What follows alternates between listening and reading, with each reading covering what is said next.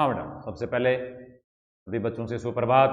और आज इस वीडियो में अपने कक्षा 12 में हिंदी साहित्य जो विषय है, इस विषय की पाठ्यक्रमानुसार तीसरी जो इकाई है यानी खंड जो गए है, इसमें पाठ्य पुस्तक सरयू और सरयू के काव्य खंड के अध्याय संख्या 2 गोस्वामी तुलसीदास, काल के रचनाकार गोस्वामी तुलसीदास, और इनकी जो आगे रचना है तो गोस्वामी तुलसीदास जी के जीवन का परिचय और उसके बाद में मूल पाठ की जो व्याख्या है उस पर चर्चा करेंगे, इसका अध्ययन करेंगे।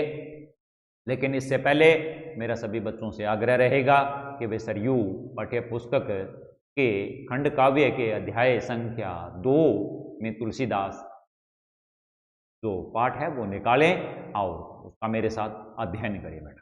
देखिए बेटा, सबसे पहले तुलसीदास जी का हम परिचय पढ़ते हैं, उसके बारे में चर्चा करते हैं। तुलसीदास जी का जो जन्म है वो विक्रमी संवत के अनुसार 1589 में उत्तर प्रदेश के बांदा जिले के अंदर गांव है बेटा। उत्तर प्रदेश में जिला है बांदा और वहां एक गांव है राजापुर, यहां हुआ विक्रमी संवत के अनुसार। ये सन नहीं है बेटा, विक्रमी संवत है, तो 1589 के अंदर। ये प्राप्त साक्ष्यों के आधार पर, अनुमान के आधार पर इनके जन्म के बारे में यह अनुमान लगाया गया है। इनके पिता का नाम आत्माराम दुबे और माता का नाम तुलसी था। तुलसीदास जी का परिचय चल रहा है, उनके पिता का नाम आत्माराम दुबे और माता का नाम तुलसी था। कहते हैं अशुभ एवं अभुक्त नक्षत्र में पैदा हुए तुलसी को उनके माता पिता ने अनिष्ट की आशंका से त्याग दिया। अशुभ एवं अभुक्त मतलब अशुभ, बुरे और अनुपयुक्त ग्रह नक्षत्रों के बीच में तुलसीदास जी का जन्म हुआ। तो इनके माता पिता के भीतर यह आशंका, एक भय, डर पैदा हो गया कि आगे आने वाले समय में कोई अनिष्ट होगा, बुरा होगा, गलत होगा, इसलिए इनका त्याग कर दिया। आगे चल करके नरहरिदास ने तुलसीदास जी को शिक्षा दीक्षा दी, यानी शिक्षित दीक्षित किया और राम भक्ति के संस्कार इनमें भरे। तुलसीदास जी का विवाह रत्नावली से हुआ, जो एक विदुषी थी। उनकी मधुर झिड़की से तुलसी को वैराग्य प्राप्त हुआ है कि मोह में, के प्रेम में इतने लीन हो गए थे। रत्नावली के अतिरिक्त उन्हें कुछ भी दिखाई नहीं दिया। कहा जाता है एक बार रत्नावली अपने मायके चली जाती है। उस समय तुलसीदास बाहर से जब घर के भीतर आते हैं तब उन्हें पता चलता है कि वो घर में नहीं है, मायके चली गई हैं। वो उनसे, उनका जो प्रेम जो था, अंध प्रेम जो था, में वो इतने पागल हो गए कि उसी समय वो घर से निकल लिए। रास्ते में नदी आई, उसकी रात में परवाह नहीं की, नदी भी ठिठुरती रातों में पार कर ली। रत्नावली के महलों के पास जाकर के ने देखा कि रत्नावली महल के अंदर है, ऊपर है। कहा जाता है, प्रमाणित बात नहीं है बेटा, कि बाहर उसके महल के सांप लटक रहा था, उसको पकड़ करके और वो रत्नावली के पास पहुंच जाते हैं। तभी रत्नावली उनको फटकार लगाती है, कहती है कि जितना मोह, जितना प्रेम, जितनी लगन तुम्हारी मेरे प्रति है, जितनी लगन, इतना मोह प्रेम तुम राम के प्रति दिखा। फटकार उस झिड़क से उनके भीतर वैराग्य का भाव जागता है। फिर वो मुड़ जाते हैं और आगे चल करके राम भक्त बनते हैं। राम भक्ति में तीर्थ स्थानों का भ्रमण करते हुए 1680 में काशी के गंगा घाट पर श्रावण शुक्ल सप्तमी को तुलसीदास जी का निधन माना जाता है। राम भक्ति के दौरान जितने भी हिंदू धर्म में तीर्थ स्थान हैं उनका भ्रमण कर रहे थे। वैसे में संवत विक्रमी संवत 1680 में काशी यानी बनारस में गंगा घाट पर सावन महीने की शुक्ल सप्तमी, शुक्ल पक्ष की जो सप्तमी है, दिन इन्होंने अपने देह को त्याग दिया था। विद्वानों ने तुलसीदास द्वारा रचित छोटे बड़े जितने भी ग्रंथ हैं,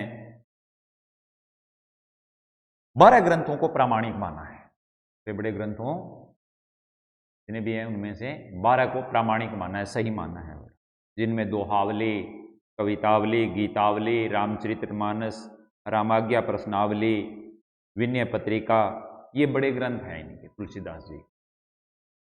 और फिर राम लल्लन छू, पार्वती मंगल, जानकी मंगल, बरवे रामायण, वैराग्य संदीपनी और श्री कृष्ण गीतावली, ये इनके छोटे हैं। कुल मिलाकर के 3, 4, 5, 6 बड़े हो गए हैं और 2, 3, 4, 5, 6 छोटे हो गए। कुल 12 जो छोटे बड़े ग्रंथ हैं वो इनके प्रामाणिक हैं। सभी रचनाओं में भाव वैविध्य गोस्वामी की, इन सभी ग्रंथों के अंदर, सभी रचनाओं में भावों में विविधता, भांति भांति के भाव, तरह तरह के भाव भी अभिव्यक्ति करना, ये तुलसीदास जी की, गोस्वामी तुलसीदास जी की बहुत बड़ी विशेषता थी। किसी एक भी भाव को अभिव्यक्त करना नहीं, अलग अलग भावों की अभिव्यक्ति करना, ये उनकी बहुत बड़ी विशेषता थी। समन्वयवाद तुलसी की भक्ति भावना का सबसे समन्वयवादी, देखिए बेटा तुलसीदास जी अपने युग के सबसे बड़े समन्वयवादी, लोकनायक, कल्याणकारी, समन्वयवादी विचारों को अपनाने वाले सच्चे संत, सच्चे कल्याणकारी युग पुरुष के रूप में सामने आए थे। कहा जाता है कि तुलसीदास जी के समय समाज में अव्यवस्थाएं थी, चारों ओर भूखमरी बेरोजगारी का बोलबाला था। और ये बात स्वाभाविक है बेटा, क्योंकि उस समय समाज में, दुनिया में अकाल बहुत पड़ते थे। यहां तक 2 वक्त के लिए रोटी भी नसीब नहीं होती थी। तुलसीदास जी ने लिखा भी है कवितावली के अंदर, बेटा बेचत बेटा बेटी को, पेट की आग को शांत करने के लिए लोगों का नैतिक पतन हो चुका था उस समय। तुलसीदास जी ने उस युग को प्रत्यक्ष अपनी आंखों से देखा है, भोगा है बेटा।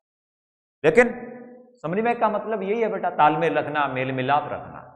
तुलसीदास जी जात पात को लेकर के ये जो भेदभाव समाज में था, इससे बड़ी घृणा थी बेटा। वो सभी वर्गों के लोगों को साथ लेकर के चलते थे। ऊंच नीच छुआछूत जैसी भावनाएं, जो बातें थी, विचार जो थे उनके, वो कट्टर शत्रु थे बेटा। एक जो सच्चा संत होता है उसके भीतर लोगों के जो सुख दुख होते हैं उसको वो अपना मान करके चलता है। तो उस समय समाज की जो पीड़ा थी वो उसको अपनी पीड़ा मान करके चल रही है।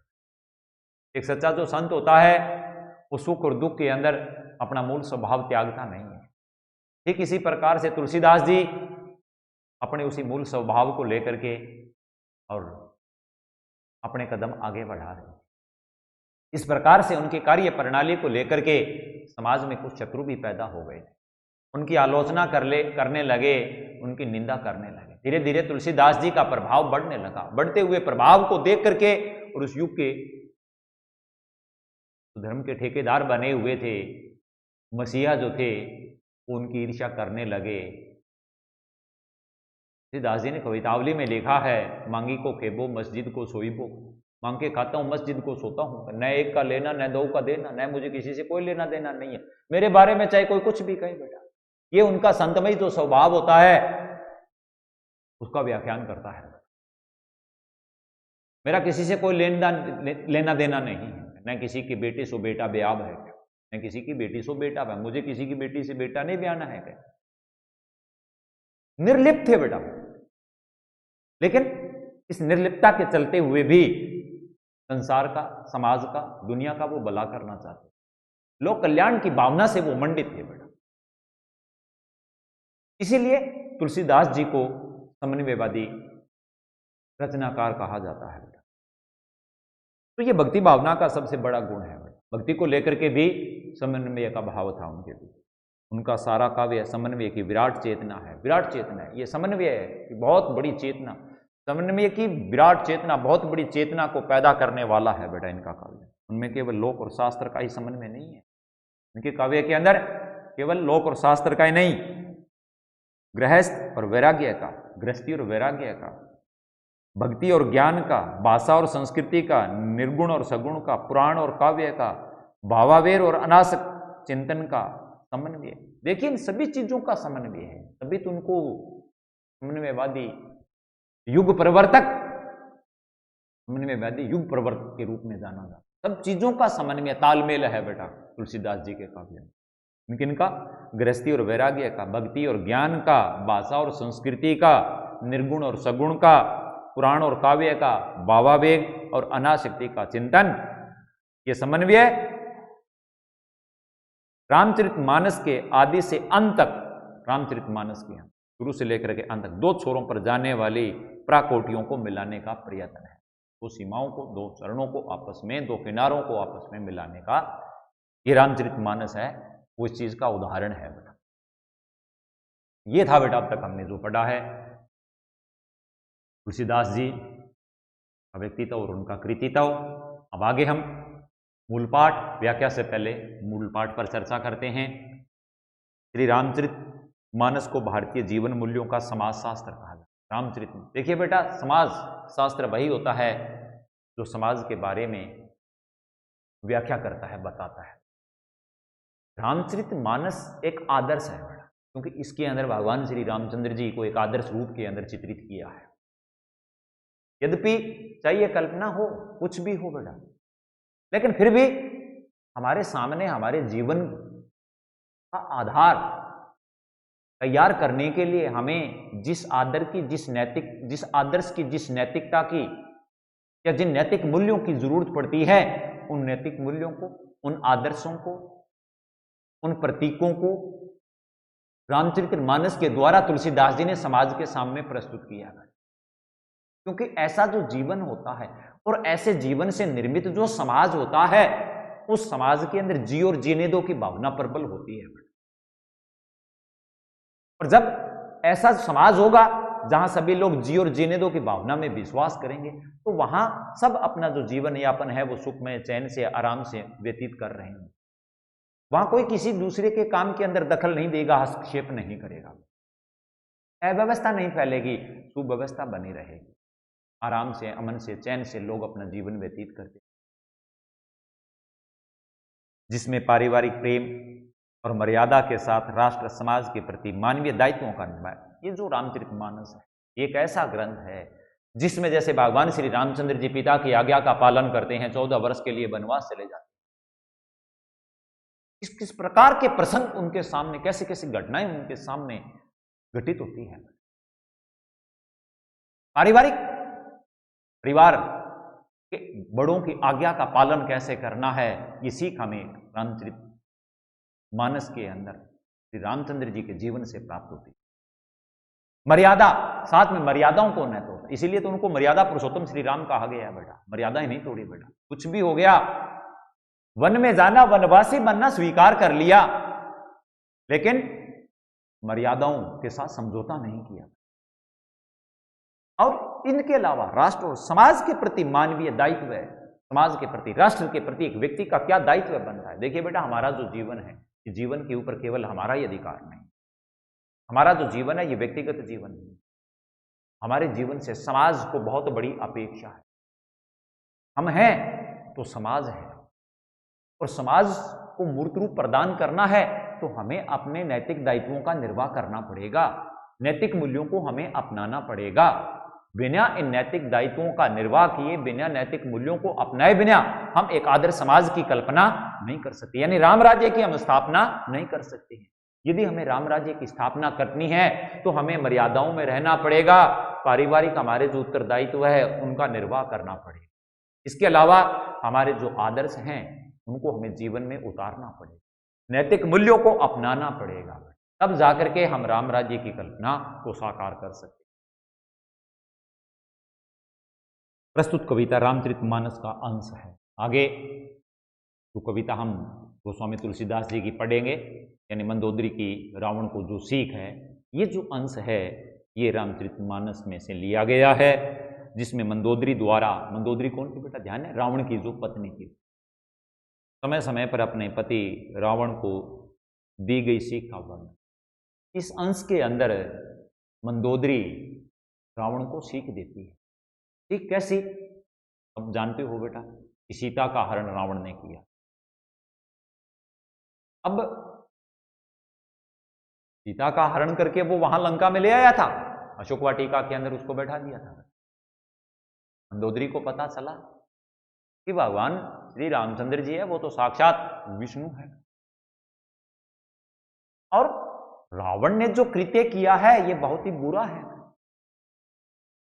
इसका अंजाम यह है कि जो संपूर्ण राक्षस जाति है उसका विनाश हो जाएगा। इसलिए एक भारतीय जो नारी होती है वह हमेशा अपने पति का हित चाहती है। ऐसी भावना भारतीय नारी में ही देखने को मिलती है, वो कोई भी हो बेटा। यहां मंदोदरी है, वो भी एक आदर्श भारतीय नारी के रूप में आई है। वो उसको अपने पति का जो जीवन है, उसकी जो आयु है, उसकी जो भलाई है, उसको लेकर के वो सोच रही है, चिंतन मनन कर रही है। इसने जो कृत्य कर दिया सो कर दिया, अब वो सीख दे करके, अच्छी बात बता करके और कह रही है कि सीता को लौटा दो, उसमें उसकी भलाई है। भगवान श्री राम है, शरणागत को क्षमा कर देते हैं, तुम भी उनकी शरण में जाओ तो वो तुम्हें क्षमा कर देंगे। वो बड़े दयालु है। भांति भांति की बातें, भांति भांति के उदाहरण उनके सामने रख करके रावण को समझाने का वो प्रयास करती। लेकिन पत्नी जो होती है वो हमेशा बेटा अपने पति की भलाई के बारे में ही सोचती है। रावण को दी स्मरण, मंदोदरी ने रावण को कई बार समझाया कि राम साक्षात परम ब्रह्म है, परम ब्रह्म है, खुद है, उनका अवतार है तथा मर्यादा की पुनः प्रतिष्ठा के लिए धरती प्राप्त है। अब देखिए बेटा, एक छोटी सी बात है, खुद का घर शीशे का होता है, दूसरे के घर पत्थर मारने का अधिकार नहीं। कमियां, दोष, स्वभाव हमारे भीतर है, हमें दूसरों के अंदर कमी और दोष नहीं निकाल सकते। अगर हम सिद्धांतों की, मूल्यों की, मर्यादा की बात करते हैं तो पहले हमें नैतिकता अपनानी होगी, मूल्यों की पालना करनी होगी, मर्यादाओं को जीवन में उतारना होगा। मतलब हमें मर्यादावादी बनना होगा, तब जाकर के हम आगे चाहे वो व्यक्ति है, चाहे वो परिवार है, चाहे वो समाज है, चाहे देश है, राष्ट्र है, कुछ भी हो, उससे अपेक्षा कर सकते हैं। तो भगवान श्री रामचंद्र जी स्वयं मर्यादावादी बने हैं, और मर्यादावादी बनकर के ही अपनी मर्यादाओं को उन्होंने समाज के सामने रखा है, दिखाया है और बताया है कि कैसे हम मर्यादाओं का पालन कर सकते हैं। मर्यादाओं का यदि हम पालन करते हैं तो इससे चाहे घर है, परिवार है, समाज है, देश है, सुव्यवस्था बनती है। अव्यवस्था, अराजकता कभी भी पैदा नहीं होती है। अराजकता और अव्यवस्था कब आती है? जब मर्यादाएं तोड़ी जाती है, मर्यादाएं भंग हो जाती है। आज हम समाज में देख रहे हैं चारों ओर बेटा अव्यवस्था है, अराजकता है, तनाव है, द्वंद्व है, मारकाट हो रही है, तोड़फोड़ हो रही है, आगजनी, कितने कैसे कैसे उपद्रव चारों ओर हो रही है। इसका परिणाम है ये परिणाम है कि हम मर्यादाओं को तोड़ रहे हैं, हम नैतिकता का पालन नहीं कर रहे हैं। हमने हमारे मूल्यों को, सिद्धांतों को, आदर्शों को बुला दिया है, उनकी तिलांजलि दे दी है। तब जाकर के ये समाज का विघटनकारी जो रूप है वो हमारे सामने आ रहा है। समय रहते हुए यदि हम मूल्यों को अपनाते, नैतिकता का पाठ पढ़ते, आदर्शों को जीवन में उतारते, मर्यादाओं का पालन करते, तो आज समाज के अंदर ऐसी विघटनकारी शक्तियां हैं वो प्रबल नहीं होती। चलिए बेटा, मर्यादाओं की पुनः प्रतिष्ठा के लिए धरती पर उस समय सतयुग के द्वापर त्रेता युग के अंदर ये सब हो रहा था। राक्षस जाति की जो शक्ति थी, उसका जो वर्चस्व था वो बढ़ रहा था, मानवीय मूल्यों का हनन हो रहा था, देव जाति या जो ऋषि मुनि थे उनका अस्तित्व खतरे में पड़ गया था। तब भगवान विष्णु स्वयं ने राम के रूप के अंदर अवतार धारण लेकर के और उन बढ़ते हुए समाज में, देश में, उस युग के अनुसार जो पापाचार, जो अत्याचार, जो अन्याय था, उसको खत्म करने के लिए वो स्वयं धरती पर अवतरित हुए। सीता अपहरण द्वारा राम का अकारण विरोध करने से, सीता अपहरण द्वारा श्री राम का अकारण विरोध करने से निशिचर वंश का नाश होगा, राक्षस वंश का। अतः सीता को पुनः श्री राम को लौटा देना चाहिए। ये आग्रह है एक पत्नी का पति से कि संपूर्ण राक्षस कुल है वो खत्म हो जाएगा, नष्ट हो जाएगा अगर सीता को नहीं लौटाया। इसलिए राम के विरोध के पीछे कोई ठोस कारण तो है ही नहीं है। अपने पति से कह रही है, हे नाथ कोई कारण तो स्पष्ट बताइए विरोध का। लेकिन विरोध का स्थायी कारण तो कोई था ही नहीं, तो बिना वजह अकारण ही तुम उसका विरोध कर रहे हो और यह तुम्हारे लिए घातक है। न केवल तुम्हारे लिए बल्कि संपूर्ण राक्षस जाति के लिए ये हानिकारक है, नुकसानदायक है। इसलिए इसका त्याग, सीता को श्री राम के पास लौटा दो। मैतन्या मंदोदरी राजमहिषी होकर भी नीति विशारद, यानी एक मैतन्या मंदोदरी राजमहिषी होकर भी, राजरानी होकर के भी, विदुषी होकर के भी नीति निर्धारण करने में दूरदर्शी, विवेकशील, वेद विद्या संपन्न विदुषी, विद्वान पुरुष जो होता है वो विद्वान और महिला होती है वो विदुषी मानी जाती है, और क्रांतिकारी पतिव्रता है, पतिव्रत धर्म का पालन करने वाली है, जो अपने पति के कदाचरण, हिंसा, युद्धोन्माद का समय समय पर विरोध करती है। पति के कदाचरण, ये जो बुरा आचरण है, इसके अतिरिक्त हिंसा और युद्ध करने के लिए भगवान के साथ, श्री रामचंद्र जी के साथ युद्ध करने के लिए जो उसका पागलपन है, उसका वो यथा समय विरोध करती है। रूपवती, साम्राज्ञी और अप्रतिम सौंदर्य की प्रतीक मंदोदरी भक्ति की प्रखर चेतना है। रूपवती, साम्राज्ञी और अद्वितीय सौंदर्य के प्रतीक मंदोदरी भक्ति की एक प्रखर चेतना भी है, जो मोह माया के माध्यम भी परम सत्ता के वैशिष्ट्य का निरंतर निरूपण करती रहती है। तो मोह माया के बीच में रह करके परम सत्ता के वैशिष्ट्य के, परम सत्ता जो असली शक्ति है, वास्तविक जो शक्ति है, जो इस संसार के अंदर जो परम शक्ति है, उसका निरंतर वो निरूपण करती है, उसके बारे में कहती रहती है। तुलसी की दृष्टि में स्त्रियां समाज में निरीह, अबला और पददलित नहीं। हमारे यहाँ भारतीय समाज में स्त्री को अबला माना गया है। अबला, बल रहित है, कमजोर है, दुर्बल है वो। लेकिन तुलसीदास जी मानते हैं कि भारतीय नारियां निरीह नहीं है, कमजोर नहीं है, अबला नहीं है, पददलित नहीं है, शोषित पीड़ित नहीं है, अपितु वह रावण और बाली जैसे भटके हुए पुरुषों के लिए प्रकाश स्तंभ। इसके लिए यहाँ की जो नारियां है, दैत्यराज बाली और रावण जैसे भटके हुए पुरुष है, उनके लिए प्रकाश का पुंज है, प्रकाश का वो स्तंभ है। मंदोदरी जैसी पतिव्रता, सत्यनिष्ठ और सुशील नारियां हर देश, हर काल, परिस्थिति और समाज में विद्यमान है। ये आदर्श है। मंदोदरी है भारतीय नारी के रूप के अंदर एक आदर्श है, और यह आदर्श अपने आप में सत्य है, और ऐसा सत्य प्रत्येक काल, प्रत्येक समय के अंदर बना रहता है। यानी यह आदर्श सार्वभौमिक है, किंतु पुरुष अपने अहंकार और पौरुषत्व के दम्भ में, यानी अहंकार में, एक स्त्री और अपनी पत्नी को के प्रबोधन को ही तिरस्कृत कर देता है। पुरुष अपने पौरुषत्व के कारण, अपने अहंकार के कारण स्त्री के पत्नी के जो प्रबोधन है उसका वो तिरस्कार करता है और अंत में रावण जैसा विराट पुरुष भी विनाश को प्राप्त हो जाता है।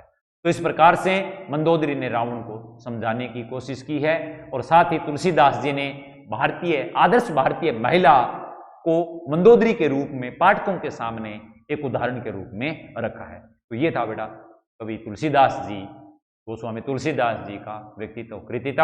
और आगे इस पाठ की जो कविता है मंदोदरी की रावण को सीख, इस मूल पाठ की व्याख्या अब आगे अपने जो वीडियो आएगी उसमें अपने इस पाठ की जो व्याख्या है उसकी शब्दबद्ध हम व्याख्या करेंगे। तब तक के लिए धन्यवाद।